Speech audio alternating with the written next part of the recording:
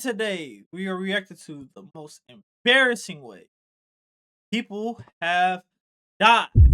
Now, in my opinion, the worst way to go out is if somebody got you on camera, they got their phone pulled up on you, you know what I'm saying? They got you with the flash on camera begging for your life. You know what I'm saying? And then they still take it from you. You know what I'm saying? In my opinion, there's no worse way to go out. Well, unless if you die with your meat out, that's on soft. That's also a pretty. But with that being said, man, let's go ahead and get into the video and see what the most embarrassing ways people have died. Simple. The Pig That Lived. On July 4th, 1991, 3 friends in Eaton, Ohio had been drinking all day to celebrate the holiday. At some point, they got hungry for fresh pork chops, so they drove to a nearby farm and stole a pig. They loaded the hog into— Oh, them niggas wasn't playing. Them niggas literally mean they needed a fresh pork chop. I'm thinking these niggas finna go to the grocery store. No, they in fact said, no, we literally mean we want a fresh pork chop. Fresh pork chop. No GMO. the back of their pickup truck and took off. No rope, no cage, nothing to hold it down. The pig was not happy about this. As they sped along at 90 miles per hour, the pig started going crazy, kicking and thrashing around in the truck bed. None of the 3 men were wearing seatbelts. When the pig got ejected from the truck, the driver swerved to avoid it and lost control. The truck went off the road, and all 3 men were thrown from the vehicle. All 3 died. The pig survived. Damn, ain't that about a bitch? You went to go take out Mr. Piggy, Miss Pig Dog, in the building. And he what's that Andrew Tate? Hold on. Yeah, I will play an Andrew Tate clip, but it's gonna take some time. It walked away from the crash without a scratch. Unscathed! Right now, I gotta find the unclip Andrew Tate clip. That would go so crazy right now. Hold up. Andrew Tate.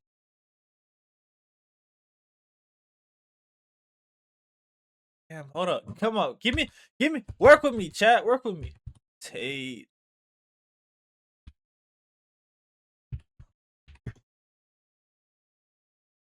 On. Gay. Hold up. So many men say, I want to be the man, but they don't want to. Oh. Damn it, I can't find it. Whatever, man. I guess it's not important. Whatever. My fault. Anyways. The farmer got his pig back, but the 3 men never got their pork chops. The elephant that came back. In June 2022, a woman named Maya Murmu was going about her day in eastern India. She lived in an area where humans and elephants often crossed paths, and that day, an elephant attacked her and trampled her to death. Tragic, but in regions where elephants roam free— Damn, nigga, imagine how painful that's gotta be, nigga. Elephant trample you to death? He just, And you know, but how much do elephants weigh, bro? Don't they weigh like some crazy amount, too? Hold on, let's look this up real quick on Google. This one's gonna be faster. How much do elephants weigh? See, it says elephants weigh, you know what I'm saying? Big body motherfuckers, you know what I'm saying? Gotta be a brutal way to pass. These things happen. Her family prepared her funeral and placed her body on the pyre. Mourners gathered to say goodbye, and they thought it was over. It wasn't. The same elephant that had killed her showed up at the funeral. It walked straight toward the pyre, grabbed Maya's body with its trunk, and pulled her off. Then it stamped on her corpse over and over. Nigga, damn, that nigga spun backward. Damn, bro. In a past life, Maya had to have been like his op or something, bro. Cause how you not only murk her once and then said, nah, nigga, I ain't done. Bring that ass back, nigga. We gonna do this again. I still got more pent up anger to get out, more aggression. Yeah, Maya. Jesus Christ, that's a horrible way to go out. When it was done, it tossed her body aside. The mourners ran and the elephant left. Nobody knows why it came back. Maybe it remembered her, or maybe it held a grudge. Either way, killing her once wasn't enough. The lawyer who proved too much. In 1871, a lawyer named Clement Vallandigham was defending a murder case in Ohio. His client was accused of shooting a man to death, but Clement had a theory. He believed the victim had actually shot himself by accident while drawing his own gun. It wasn't murder, just a clumsy mistake. He decided to prove it to the jury right there in the courtroom. Clement grabbed a pistol to demonstrate exactly how the victim could have accidentally. But why would you do this with a loaded pistol, though? Why would you test this? Why would you test this theory with a actual pistol? Nah, this nigga just stupid. He deserved this. Accidentally shot himself while pulling out his weapon. He would show them step by step. There was one problem. The gun was loaded. Clement pulled the trigger during his demonstration and shot himself right in the abdomen, the same way the victim had died. He had proven his point a little too well. Clement died about 12 hours later, but his demonstration worked, and the jury was convinced. His client was— I mean, hell, like, what? What you mean? My lawyer just died. You gotta get me out the hook, bro. There's no way. Imagine he would have lost his life just for his client to still go to. That would have been.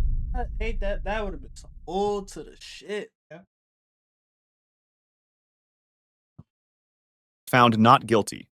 The crocodile on the plane. On August 25, 2010, a small plane was flying over the Democratic Republic of the Congo with 21 people on board. One of them had a secret. He had snuck a crocodile onto the plane in a duffel bag. Why? Generally, why? What the fuck could be going through some people's head, nigga? Why would you sneak a crocodile on a fuck? Is we serious, my nigga? No one knows. They were coming into land when the crocodile escaped from the bag. It ran through the cabin, and people saw it and freaked out. The flight attendant rushed toward the cockpit, and all the passengers followed. All the weight on the plane shifted forward, and the pilots lost control. The plane crashed into a house just short of the runway. 20 people died. The pilots, the flight attendant, and 17 passengers. All because one man wanted to smuggle a crocodile. Cause this dumbass nigga bought a fucking crocodile. Imagine explaining that to somebody. Like, yeah, unfortunately they lost their life because we crashed the plane because all the people ran to the front because somebody brought a fucking crocodile on board. That's one of them. Nigga say that and then it hits you with the R bet. Now tell me what was the real story? How did they really pass? And you're like, that's what happened. Like that shit sounds fake. Crocodile. There was one survivor who told police what happened. No one would have believed him otherwise. The crocodile also survived the crash without a scratch. It crawled out of the wreckage, and someone killed it with a machete. The rooster. On January 30th, 2011, a 35-year-old man named Jose Luis Ochoa was at an illegal cockfight in Tulare County, California. Cockfighting is when people strap knives to roosters. Hey, come on, bro. Can we use a different word, maybe? Can we maybe use a different word to describe it? And make them fight each other, and it's illegal in all 50 states. Ochoa was no stranger to the scene. The year before, he had paid $370 in fines after pleading no contest to owning or training an animal for fighting. During one of the fights, a rooster broke loose and started flapping around in a panic. It slashed Ochoa in the right calf. The blade cut a major artery. Ochoa was bleeding badly and needed to get to a hospital. But then police showed up to break up the cockfight, and Ochoa fled the scene along with everyone else. That about a bitch. In normal circumstances, you would want the police to come too, but in this specific one, it's like, yeah, like I'm in the middle of doing something legal, and yeah, damn, that's unfortunate. By the time he finally made it to a hospital, it was too late. He died about 2 hours later. Ochoa had trained roosters to kill. In the end, one killed him. The killer who couldn't swim. In 2017, a man and his girlfriend were having a nasty argument by the Havel River in Germany. Things got physical. He grabbed her and shoved her into the freezing water, expecting her to sink. The river was 35 degrees Fahrenheit, and his plan was simple. She would drown. There was one problem. She was an expert swimmer. She started making her— Hey, fuck, nigga, do you not know who I am? Nigga, I really do this shit for real, nigga. Fuck. Nigga, I does this for real. That's one of them where it would have been perfect for her to hit it, man. Wrong bitch. Nigga, wrong bitch. I can swim. I can most definitely swim, nigga. way back to shore, and he panicked. His plan was falling apart, so he jumped in after her to finish the job. There was another problem. He couldn't swim. She made it to land and was rescued, but he didn't make it anywhere. Police pulled him from the river and rushed him to the hospital, where I don't fuck with it. This nigga had to have been Caucasian. Cause no nigga would have done stupid shit. Nigga, why would you? You said you would jump in the pool knowing you couldn't swim. At that point, bro, you should have just accepted your fate. It is what it was. He slipped into a coma. They charged him with attempted murder while he lay unconscious in his hospital bed. He never woke up. He died on February 14th, Valentine's Day. The Atomic Wedgie. On the night of December 21st, 2013, in Oklahoma, a stepson named Bradley Davis, a Marine veteran, got into a fight with his stepfather, Denver St. Clair. The argument got heated. Neighbors heard them shouting. Then Denver said something about Bradley's mom. Bradley snapped. He grabbed his stepfather's underwear and pulled hard. He didn't stop, and he kept pulling until the waistband went all the way over Denver's head. You've seen this in cartoons. A kid pulls another kid's underwear up their back as a joke. Everyone laughs, and no one gets hurt. This was not a... Yeah, as a kid, you don't, as a grown ass man getting a fucking wedgie put on, that's that one. That's different. You mean to tell me as a grown man you cannot stop another grown man from giving you a? That's like that say. What's they saying that what that's doing TikTok? He said if one man goes down, two can do some atrocious things to you. You know, if you weren't motivated to get up and go to the gym, shit, nigga, there you go.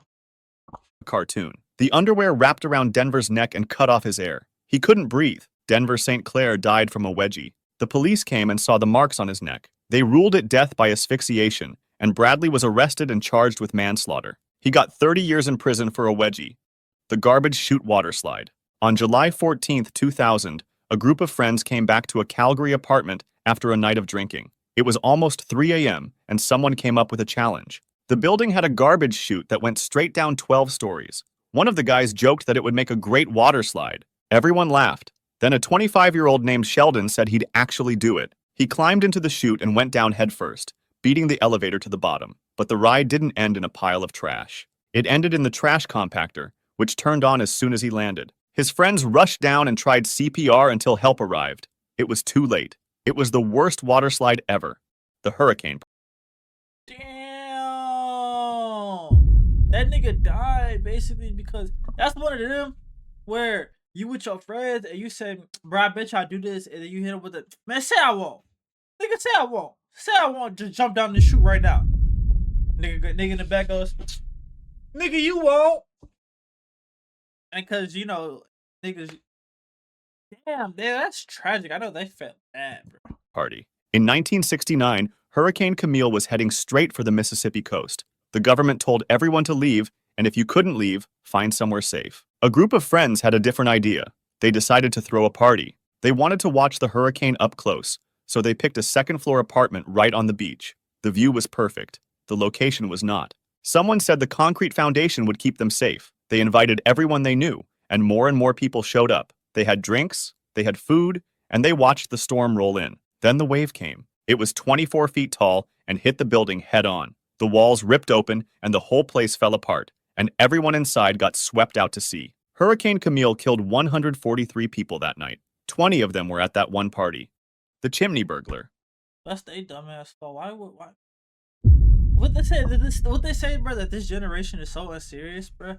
Like that. Remember, I had reacted to another video where it was people who were in a party, like at a club, and it was like it was burning above them. And instead of getting out and leave like any normal person was doing, niggas put out their phone and started recording. It was like, oh, bro, look, we're doing it for the Vine, bro. Bro, I ain't gonna lie. Those clearly nobody intelligent was in that group of people. They said after that 20 passed away for sure. On November 27th, 2015, 19-year-old Cody Caldwell decided to rob a house in Huron, California. The owner was away and the lights were off, so it looked like an easy target. But Cody didn't break a window or pick the lock. He thought he'd be clever. He climbed onto the roof and went down the chimney like Santa Claus. He got stuck halfway. Cody couldn't go up and he couldn't go down. He was trapped inside the chimney all night. The next morning, the homeowner came back. It was late November and it was cold, so he did what anyone would do. He lit a fire. Then he heard screaming coming from inside the chimney. He put the fire out as fast as he could and called the police. They came and pulled Cody out, still alive but badly hurt from the smoke and the heat. Cody died shortly after from asphyxiation. The Grand Canyon Prank. In 1992, A 38-year-old man named Greg Austin Gingrich was vacationing at the Grand Canyon in Arizona with his teenaged daughter. They were standing near the edge of a cliff, taking in the view. Greg decided to play a joke on his daughter. He started pretending to lose his balance, waving his arms around like he was about to fall. He wanted to scare her. His daughter was not impressed. She'd seen this joke before. She rolled her eyes and walked on ahead. Then Greg actually lost his balance. He fell 400 feet into the canyon. His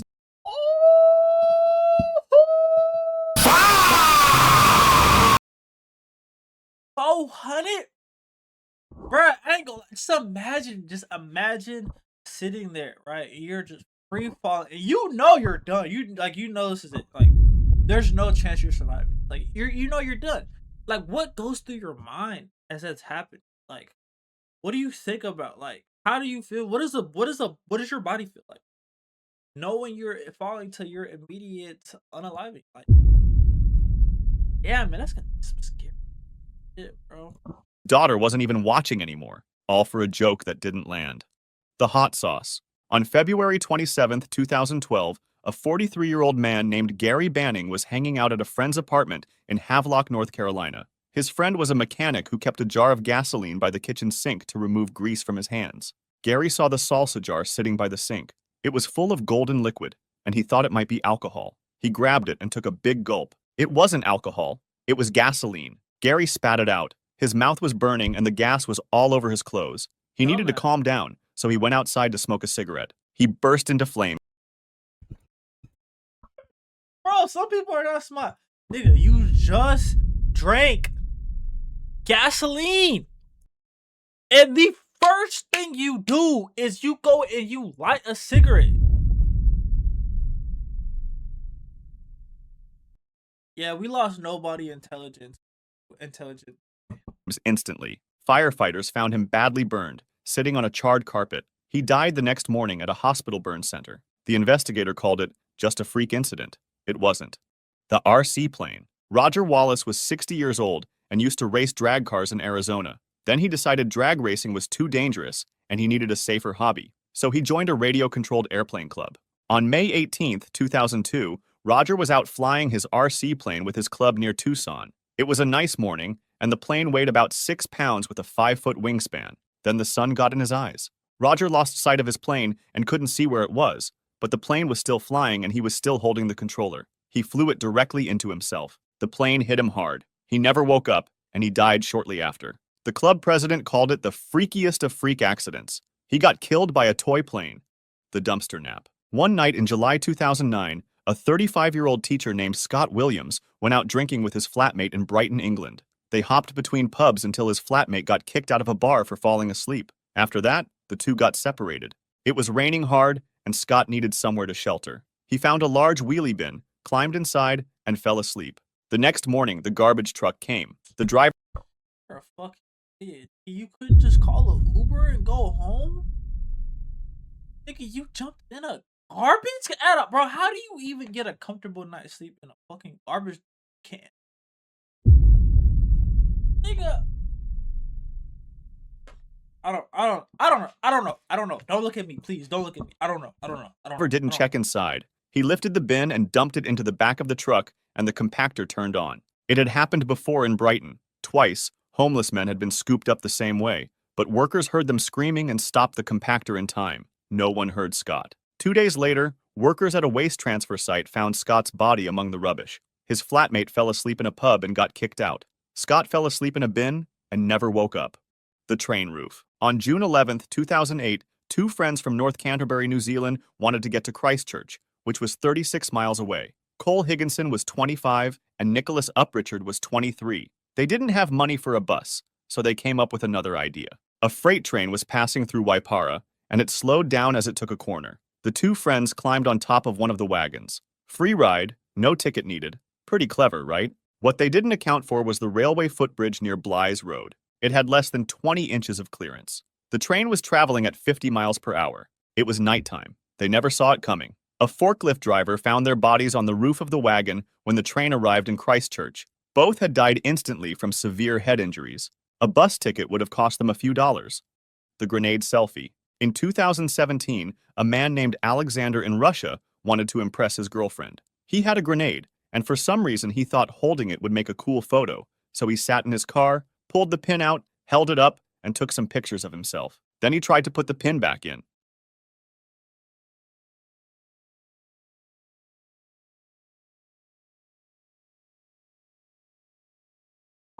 It wouldn't go back in. The pin is the safety, and once you pull it out, the grenade is live. Alexander thought it wouldn't explode as long as he didn't throw it. He was wrong. The grenade went off and Alexander died in his car. Police found his phone with the photos still on it. How the fuck did his phone not explode?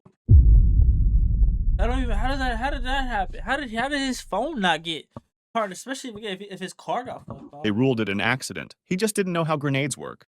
The manhole. On February 2nd, 2008, a biology teacher named Lydia Tsakova was driving through Sofia, Bulgaria, with her husband and a friend. She had been doing chemistry experiments at home and had leftover chemicals she needed to get rid of, including bottles of diethyl ether and methanol. Both are highly flammable. The car stopped near a school in the Hadzi Dimitar district. All three got out, walked over to a drainage shaft, and started pouring the chemicals down the hole. The sewer was an enclosed space. The fumes built up fast. Something sparked and the whole thing went up. The explosion was so powerful, it launched the manhole cover into the air. It hit Lydia on the way up and took her head off. She died instantly. Her husband and friend survived, but were rushed to the hospital with severe burns. The friend fell into a coma. She was a biology teacher. She should have known better. The Tiger Fence. On a Sunday morning in December 2005, a mugger in Bloemfontein, South Africa, robbed a couple at knife point. Security guards nearby saw it happen and gave chase. The mugger needed to get away fast. There was a fence nearby, so he jumped over it and into the zoo. He ended up in the tiger enclosure. There were 2 of them. The tigers mauled him to death. A visitor to the zoo found his body later that day, covered in bite marks. The tigers had been fed the day before, so they weren't hungry enough to eat him. If they hadn't been fed, there would have been nothing left to find. If you'd like to see more stories like Oh, brother, that's shit. What do y'all think the dumbest thing was? Person that died. I think the most embarrassing way somebody died. Nah, it definitely has to be the wedgie. The way in terms of embarrassing. Now there were steps that were stupider, but in terms of embarrassing, I ain't gonna lie, wedgies are pretty embarrassing. Well, with that being said, man, y'all let me know y'all thoughts on this video. Y'all like, comment, subscribe. You know what I'm saying, and I'll catch y'all boys at the next one, man. Peace. Oh.